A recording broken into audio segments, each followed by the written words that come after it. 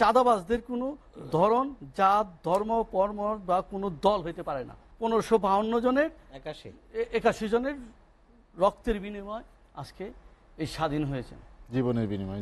জীবনের বিনিময়। এবং কত লোক পঙ্গু হয়ে গেছে, কত লোকের চোখ গেছে। মিনিমাম জীবনের চোখে দেখবেন 800 লোক, তার চেয়েও বেশি, এর চেয়ে অনেক বেশি, ডবলের বেশি আছে যারা এক চোখ, এক পা, এক হাত।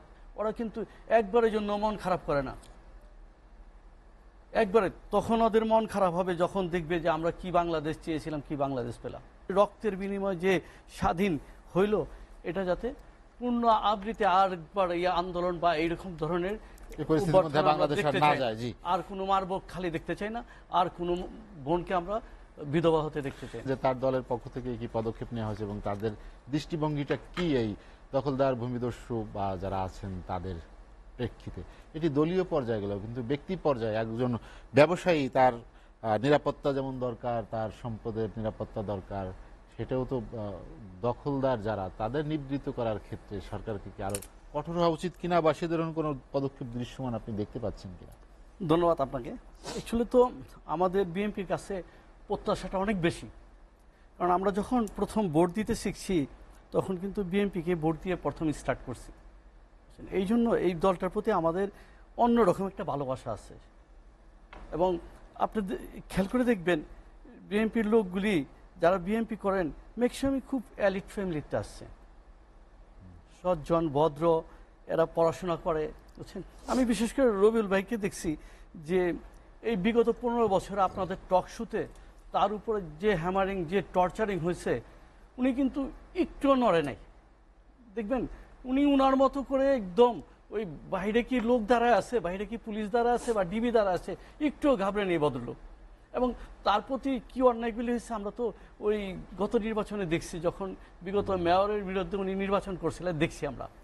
তারপরে বলতে হয় যে এই যে কিছুক্ষণ আগে বললেন, একটু আগে বললেন উনি যে অবৈধ জায়গার মধ্যেই চাঁদাবাজি হয়, এটা কি সম্পূর্ণ আমাদের সাথে মিলে না। কারণ আমরা ওনারা তো ধরেন ব্যবসার পাশাপাশি রাজনীতি করেন, তো অনেক সময় অনেক কথা বলতে হয়, তো বলার জন্য চাঁদাবাজরা কোনো সময় কে বৈধ কে অবৈধ দেখেন না, শুধু দেখে উনি ভালো আছে কিনা, ওনাদের হক হয়ে যায়। আপনি বলেন এই বেগমগঞ্জে অনেকগুলি রিপোর্ট আমি এসএটিভির দেখছি, এবং ওই এলাকার লোকগুলিরও আমি রিপোর্টগুলি দেখছি, খুব মনোযোগ দিয়ে দেখছি, বুঝছেন। আপনি কি ওই জায়গাগুলি বা ওই প্রতিষ্ঠানগুলি এগুলি কি অবৈধ ছিল বা অবৈধভাবে উনি কিনছে?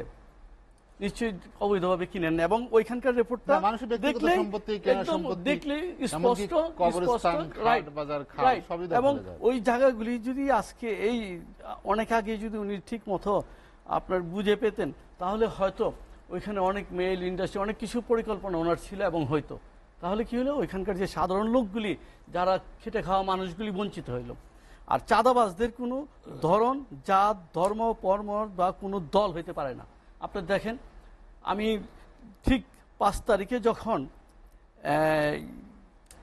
এই স্বৈর শাসনের পতন হইল, 6 তারিখে সম্ভবত আপনাদের পল্টনের মিটিংটা হইল, 7 তারিখে মিটিংটা হইল। আমার একটা বাড়ি আছে ঢাকেশ্বরী রোডে, তো আমি ওই বেলকনিতে দাঁড়া দেখলাম আর হাসলাম যে মিছিল যাচ্ছে, ট্রাকে চড়ে, ব্যান্ড বাজায়।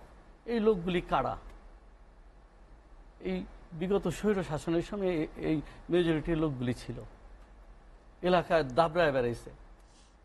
এদের কোনো দল থাকে না, এটা কথাটা রবিউল ভাই ঠিকই বলছেন। এরা একটা শ্রেণী, এই শ্রেণীর যে বার্তা সেটা তো এই পদ্ধতি, এই জন্য এই দায় দায়িত্ব কিন্তু আমি এইখানে আসতেছিলাম, এই দায় দায়িত্ব বিএনপি নিতে হবে। যেহেতু 152 জনের শহীদের রক্তের বিনিময়ে এইবার কিন্তু আমরা বলি যেটাকে স্বাধীন হয়েছে। এই স্বৈরা শাসন থেকে, দেশ স্বাধীন না, স্বৈরা শাসন থেকে স্বাধীন হয়েছে 1552 জনের 81 জনের রক্তের বিনিময় আজকে এই স্বাধীন হয়েছে, জীবনের বিনিময়। এবং কত লোক পঙ্গু হয়ে গেছে, কত লোকের চোখ গেছে। মিনিমাম জীবনের চোখে দেখবেন 800 লোক, তার চেয়েও বেশি, এর চেয়ে অনেক বেশি, ডবলের বেশি আছে যারা এক চোখ, এক পা, এক হাত। ওরা কিন্তু একবারের জন্য মন খারাপ করে না,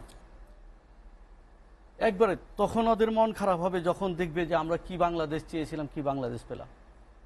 এই জন্য এইবার দায়ভার অনেকটাই বেশি, অনেক দায়িত্ব নিয়ে বিএনপির, কারণ এই দেশে আমরা তো স্পষ্ট এখন যে আগামী ক্ষমতা বিএনপি আসতেছে বা বিএনপি এই দেশ চালাবেন, তারেক জিয়ার নেতৃত্বে এই দেশ চলবে।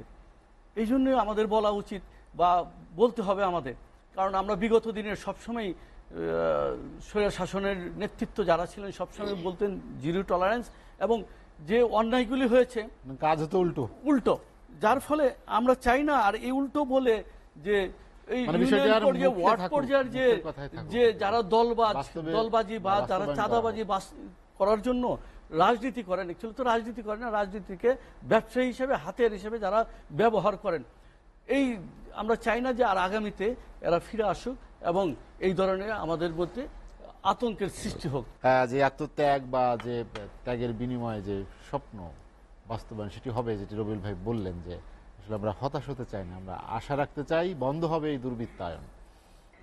না, আমরা তো অ্যাকচুয়ালি আশাবাদী মানুষ, অবশ্যই আমরা আশা করব।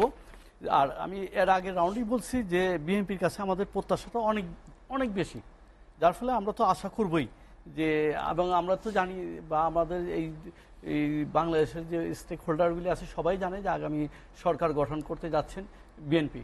আমরাও চাই বিএনপি আসুক, এবং বিএনপি আসার পর যে এই সাধারণ জনগণের বা এই যে 1581 জনের রক্তের বিনিময়ে যে স্বাধীন হইল, এটা যাতে পূর্ণ আবৃত্তি আরেকবার এই আন্দোলন বা এইরকম ধরনের